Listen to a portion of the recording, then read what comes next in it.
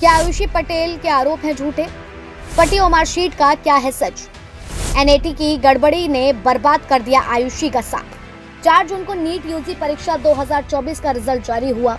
उत्तर प्रदेश के लखनऊ में आयुषी पटेल नाम की छात्रा भी अपने रिजल्ट का इंतजार करती रही, लेकिन उसका इंतजार लंबा होता गया। रिजल्ट नहीं आया।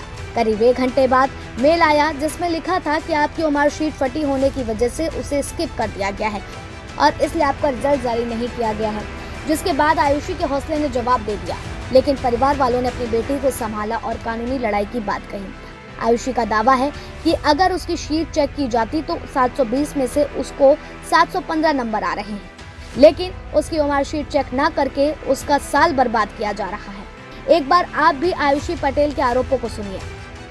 मेरा नाम आयुषी पटेल है और मैं लखनऊ यूपी से रहने वाली हूँ, बुद्धेश्वर पिंक सिटी मुहान रोड। मैंने इस बार का नीट 2024 में एग्जाम दिया था और मेरे साथ इस बार बहुत बड़ा स्कैम हुआ है। ये मेरा एडमिट कार्ड है।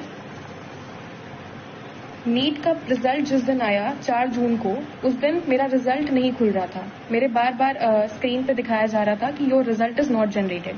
तो मुझे लगा कि 23 लाख बच्चे हैं, हो सकता है कि ट्रैफिक लगा हो साइट पर, इसलिए मेरा रिजल्ट नहीं जनरेट हो रहा है। लेकिन उसके 1 घंटे बाद मेरे पास एनटीए की तरफ से ईमेल आता है कि your result can not be generated, क्योंकि मेरा रिजल्ट जनरेट नहीं हो सकता क्योंकि उनको मेरी ओएमआर टॉर्न और डैमेज्ड मिली है।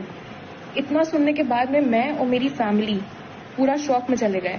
लेकिन मेरी मम्मी, उन्होंने मेरा बहुत सपोर्ट किया और मुझे डिप्रेशन में नहीं जाने दिया, क्योंकि इतना देखने के बाद कोई भी बच्चा अपना आपा खो देता है, उसको समझ में नहीं आता है कि उसको क्या करना है। सेम वैसे ही मेरे साथ हुआ। आयुषी पटेल अपने सभी आरोपों के साथ हाईकोर्ट पहुंच गई हैं, लेकिन वहां कहानी पूरी तरह से बदल गई। जिसके बाद जो लोग उनके समर्थन में सोशल मीडिया पर मुहिम चला रहे थे, वही अब आयुषी को झूठी बोल रहे हैं। चलिए आपको शुरू से पूरी घटना समझाते हैं। आयुषी पटेल ने बताया कि 4 जून को इनका रिजल्ट शो नहीं हो रहा था। सारी डिटेल्स भरने के बाद वेबसाइट पर लिखा आ रहा था कि आपके रिजल्ट जनरेट नहीं हुआ है और इसके साथ ही 1 घंटे बाद उनके पास एनटीए की ओर से मेल आया जिसमें बताया गया कि इनकी मार्कशीट फटी है। आयुषी का आरोप है कि उनकी मार्कशीट को जानबूझकर फाड़ा गया। आयुषी ने अपने मामा, जो हाईकोर्ट में वकील हैं, उनके माध्यम से एनटीए को कानूनी नोटिस भेजा और फटी हुई मार्कशीट दिखाने को कहा। एनटीए के मेल पर आयुषी ने फिर से रिप्लाई किया और अपनी फटी हुई मार्कशीट को दिखाने के लिए कहा, जिसके 24 घंटे में मार्कशीट मेल पर भेजी गई। उन्होंने कहा कि इस शीट पर बारकोड फटा हुआ था, लेकिन उसमें सभी उत्तर साफ दिखे रहे थे।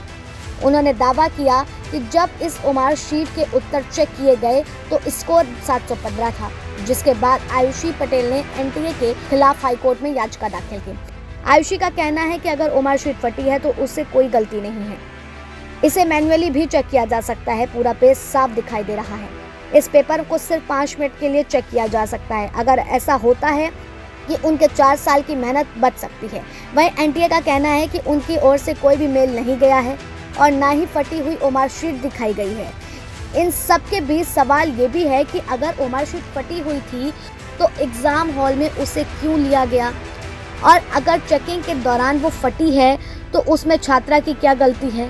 आपको बता दें कि करीब 20 छात्राओं में से 720 में से 720 नंबर आने और एक ही सेंटर में काफ़ी बच्चों के टॉप करने के बाद से नीट रिजल्ट और पेपर में धांधली के आरोप लगाए जा रहे हैं।